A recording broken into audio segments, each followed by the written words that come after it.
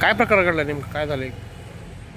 विषय असा आहे की तय्यब मोहम्मद हनीफ शेख हा एक स्वतःला RTI असा कार्यकर्ता समजत आहे आणि छोटे छोटे ग्रामपंचायत जे बी कामं होतात त्याच्यावर RTI टाकून आणि अधिकाऱ्याला दबावसत्र आणून त्याची खंडणी गोळा करणे किंवा अधिकाऱ्याला दबावाखाली घेणे हा त्याचा एक व्यवसाय आहे. आजपर्यंत विविध ऑफिसमध्ये 39 माहितीचे अधिकार त्यांना दाखल केलेले आहेत.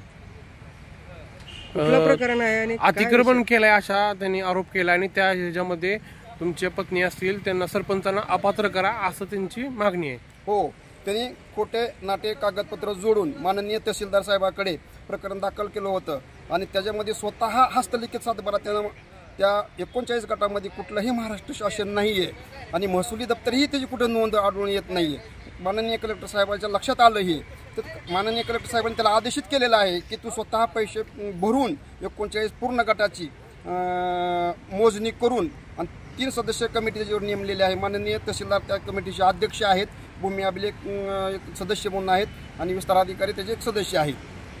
अपात्रचा अहवाल सादर झालेला आहे, फक्त अपात्राची कारवाई झालेली नाही. अहवाल तर सादर झालेला, मग कोणत्या बेसवर अहवाल सादर झाला? अहवाल सादर झालेला आहे आणि त्या अहवालामध्ये स्पष्ट असं आहे की तिथं कुठलंही अतिक्रम दिसून येत नाही असं माननीय विस्तार अधिकाऱ्यांनी अहवाल सादर केलेला आहे. मग तुमची मागणी काय आता नेमकी? माझी मागणी एकच आहे की ह्याने कलेक्टर साहेबांच्याकडे जी कागदपत्र माझ्या प्रकरणासंबंधित दाखल केले ते सगळे फ्रॉड आहेत आणि हे फ्रॉड कागदपत्र उघडकीस आलेले आहेत. त्याच्यावर शासनाने शासकीय गुन्हा दाखल करावा ह्यासाठी मी 23 तारखेला आमरण उपोषणला बसणार आहे असं विषयाचं मी निवेदन त्याला दिलेलं आहे माननीय कलेक्टर साहेबांकडे. महाराष्ट्रातील ताज्या बातम्या पाहण्यासाठी आमच्या YouTube चॅनेलला सबस्क्राईब करा. इंस्टाग्राम आणि फेसबुकवर हा व्हिडिओ पाहत असाल तर फॉलो करायला विसरू नका.